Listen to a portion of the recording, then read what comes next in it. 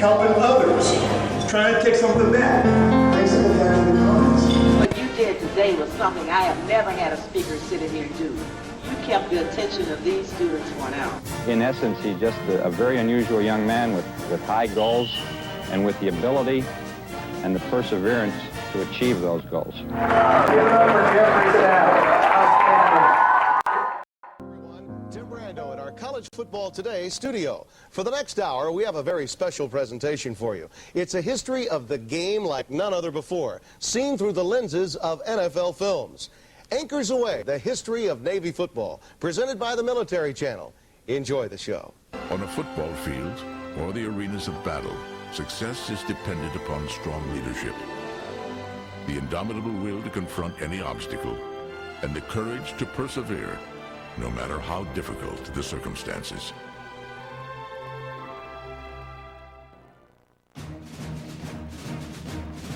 One man who mastered the art of beating Army was the winningest coach in Navy football history.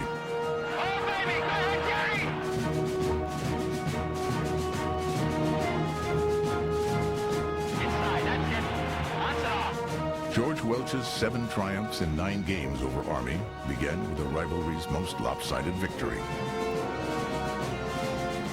But Welch's success carried beyond his battles with Army. His 1975 defense, featuring nose tackle Jeff Sapp and All-American cornerback Chet Moeller, ranked 4th in the nation. And he went on to become the only Navy coach to earn 3 bowl appearances. I didn't want to be here. I tried to leave on 3 different occasions. It was too tough, too regimented, and it was just hard. When I graduated, I said, I'm never, ever going to come back here. But it's a funny thing with time. Suddenly you realize everything had a purpose. And if you trace it all the way back, it starts on the football field. Different people with different philosophies, different goals, melded together happily in a game of sport. Among the Saturday heroes you're about to meet, a defensive lineman at the Naval Academy who still doesn't know he may be too small to play in the defensive line. When the middies of Navy send their defensive football team onto the field, it's hard to miss number 61. His name is Jeff Sapp, 5'11", 203 pounds. We had a tough time finding a position for Jeff Sapp when he first came here because we didn't know much about him. It's an unusual situation in that he was an outstanding athlete, but we didn't know what kind of an athlete we were getting when he came here. He did a great job for us last year. It was not unusual for him to dominate the game by himself in a lot of ways, where he'd make upwards of 10, 15 tackles in one particular Saturday afternoon. He runs better than a 4.6 40, which is faster than all of our backs, than any of our backs right now, and he has great instincts. He's strong and tough, quick with great instincts, and he's just a natural, and I don't think there's a better middle guard in the country than Jeff Sapp right now. He went on to college and played nose guard for Annapolis for Navy and probably never weighed more than 205 pounds. That just doesn't happen. But he did it, and he did it very well.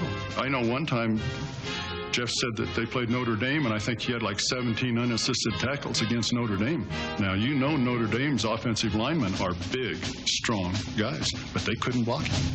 I feel that I have an obligation not only to myself or to my parents, but to all other people in this nation to show them that if you want to get up and try to do it, it can be done. He holds his head up and says, yeah, you know, in essence, if he could do it, I could do it. It gives those young kids a little bit of self-pride, something to work at.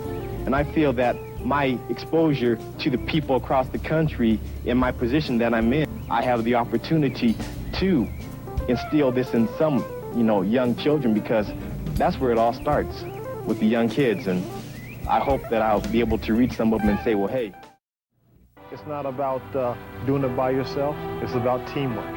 It's not about following all the time. It's about leadership.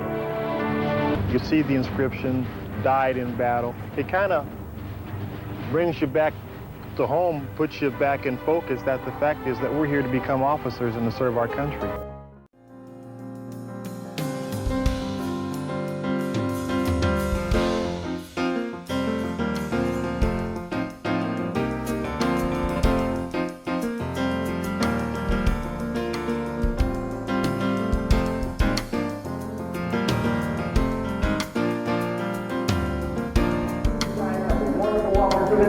You got to take the right road. Give yourself a round of applause. Congratulations.